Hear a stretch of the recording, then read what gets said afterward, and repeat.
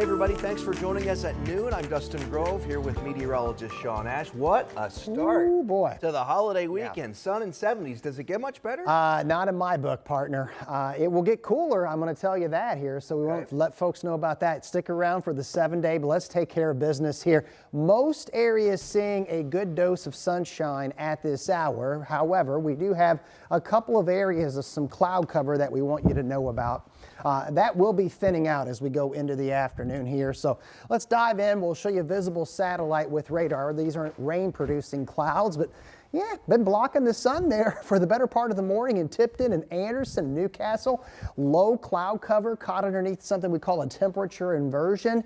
That will be thinning out throughout the afternoon, and overall should be a brighter finish for you, but it's knocked the temperatures down a little bit there. Anderson only showing up at 55 right now, 63 in Newcastle, but we're already up to 71 where it's been sunny all morning long here in Indy, and we'll make it into the 70s area wide for the most part here. I do expect kind of a mixed sky as we go into the afternoon, but most importantly right there, dew points in the 40s. Yeah, that air is comfortable, and that's what the kids can expect. You can expect as you get home from work and school today. And boy, week 2 of Operation Football is another great one dialed up. Sunset at 8:20. Plan on temperatures in the 70s for kickoff, falling into the 60s by 9 o'clock. Got a little shower chance tomorrow we'll talk about coming up in the 7-day forecast. Sean, thank you. To the headlines now, and a developing story we have been following here on 13 News. A new report from the Washington Post calls into question the circumstances of Jim Irsay's death. He was, of course, the face of football here in Indianapolis, a dedicated philanthropist, compassionate leader.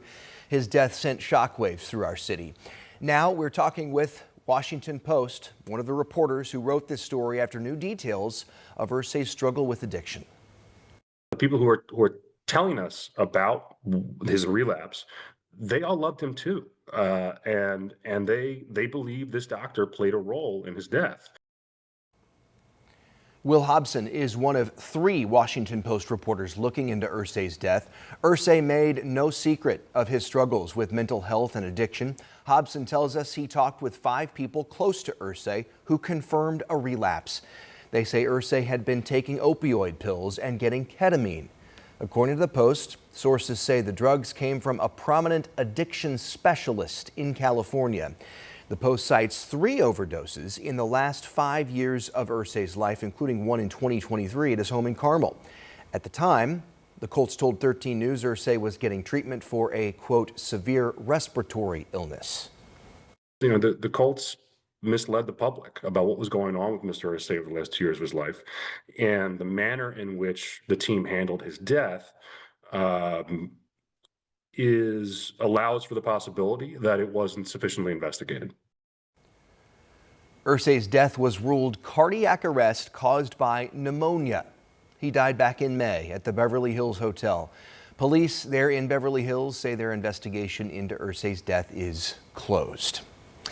Jim Irsay had been open for years about his battles with addiction. He wanted to help other people going through similar issues. He helped start the Colts mental health campaign, Kicking the Stigma, aimed at providing resources for people dealing with troubles with their mental health. And since its founding back in 2020, Kicking the Stigma has committed more than $30 million to mental health groups, awareness efforts, and research, giving out more than $7 million in grants to mental health nonprofits.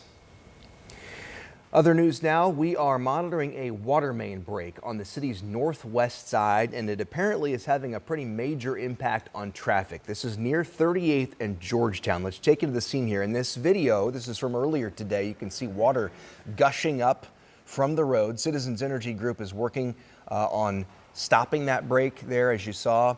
We know westbound 38th is down to 1 lane. Of course, we'll update you on any changes you need to know as this all continues. Court documents are revealing how police stopped a suspect accused of stealing an Indiana State Police SUV. Those court documents show the driver refused to follow troopers' commands as he told him to get out of the SUV.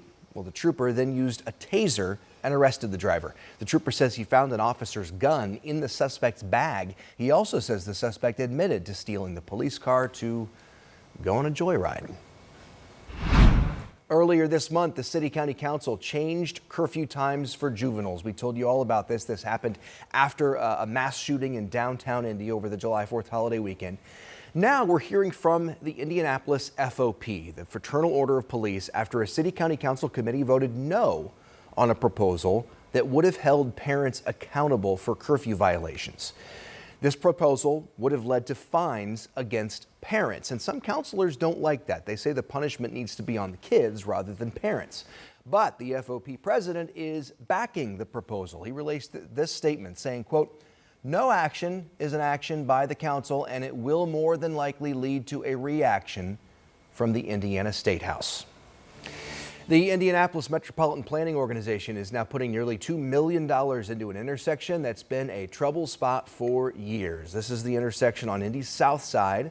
It's on Southport and 5 Point roads. If you live near there, drive through there, you know what we're talking about. Most of the cost of the project is coming from a nearly $2 million grant. That'll cover about 80% of the cost. The goal is to reduce the number of wrecks and improve traffic in the area. DPW and others who work near that area agree it really needs to be fixed. If there is any construction on interstate, which 65 is right now, and they don't want to deal with that, this is where they go. We had a 4-year study period for this intersection. In that time period, we've recorded 64 crashes at this intersection. Construction on that roundabout is expected to start next year.